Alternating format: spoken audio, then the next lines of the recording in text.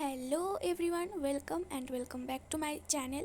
তো আজ আমি তোমাদের সাথে কিছু হোম ডেকর আইটেমের আইডিয়া দেবো, যাতে তোমাদের রুমগুলোও দেখতে কিউট অ্যান্ড এস্থেটিক লাগে। So let's go. ফার্স্টেই হলো এরকম একটা সুন্দর দেখতে মূর্তি, সেটা যে কোনো ঠাকুরের হতে পারে। এটা যেমন সরস্বতী ঠাকুর, সরস্বতী মা এটা। তো এই রকম ধরনের মূর্তি তোমরা তোমাদের হল ঘরের দেওয়ালে লাগাতে পারো, খুব সুন্দর লাগে। নেক্সট হলো এরকম কভার টাইপ মূর্তি, মানে কভার করা থাকবে মূর্তিটা। আগের সরস্বতী ঠাকুর আর এটা পুরো সেম। এটার প্লাস পয়েন্ট হলো এটা সহজে নোংরা হবে না, জাস্ট বাইরে বাইরে পরিষ্কার করলেই এনাফ। তো এটাও তোমরা তোমাদের অ্যাস্থেটিক রুমের জন্য ইউজ করতে পারো। নেক্সট হলো এরকম হ্যান্ডমেড জিনিস, যেগুলো মানে রুমে রাখলে পুরো রুমের ভাইব চেঞ্জ হয়ে যায়, কিউট লাগে দেখতে। তো এটা আমার বানানো একটা জিনিস।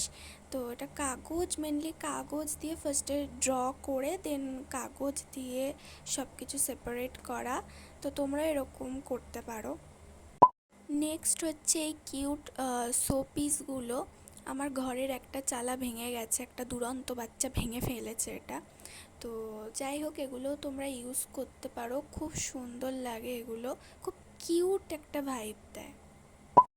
নেক্সট হলো এই ধরনের মোমবাতি, যেগুলো খুব সুন্দর লাগে দেখতে, মানে বেডসাইড টেবিলে রাখলে পুরো টেবিলটা এস্থেটিক দেখতে লাগে। তো এগুলোও তোমরা ইউজ করতে পারো। নেক্সট হচ্ছে তোমরা যে কোনো খেলনা ইউজ করতে পারো শোপিস হিসেবে, মানে যেগুলো নিয়ে বাচ্চারা হয়তো খেলে না, ছেড়ে দিয়েছে, সেগুলো নিয়ে।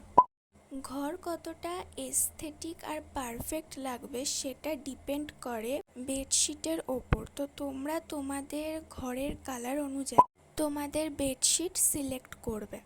তো রুম ডেকোরের জন্য আমি বিভিন্ন আইটেমের লিঙ্ক ডেসক্রিপশন বক্সে দিয়ে রাখবো, তোমরা পারচেস করতে পারো।